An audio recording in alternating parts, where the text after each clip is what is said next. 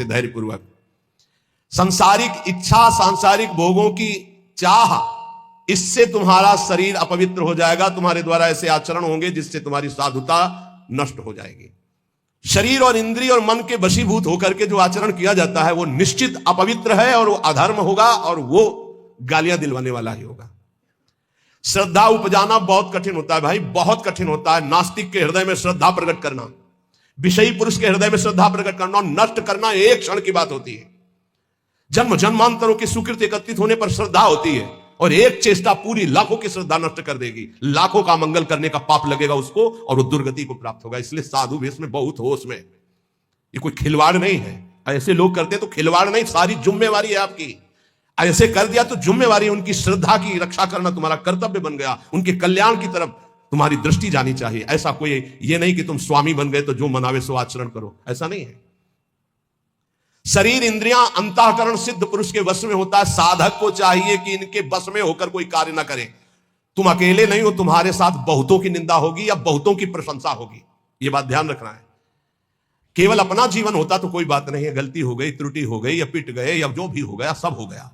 आज तुम नहीं हो, तुम्हारे साथ बहुत जुड़े हुए हैं, तुम्हारे गुरु, तुम्हारे आचार्य, तुम्हारे इष्ट और लाखों श्रद्धा। अगर एक भी त्रुटि तो लाखों की श्रद्धा और पूज्य जनों का अपमान घोर नरक पहुंचा देगा, दुर्गति करवा देगा। त्यक्त सर्व परिग्रहा, जो सिद्ध पुरुष होता है उस शरीर को ही अपना नहीं मानता तो और परिग्रह की बात क्या है।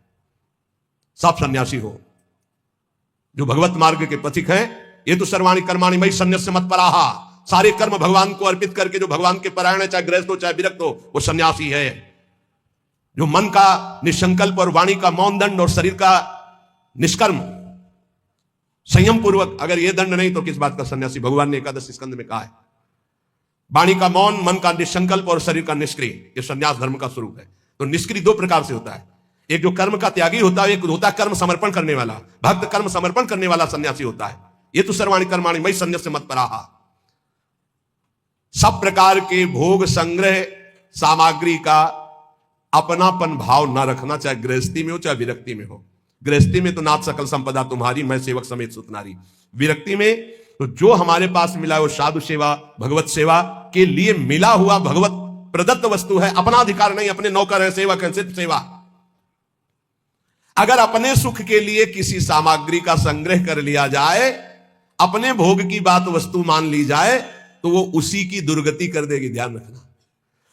और प्रायः गलती हो जाती है, ऐसे नहीं कोई नजर आएगा। जब कष्ट सह रहा होगा साधक तब कोई नजर नहीं आएगा।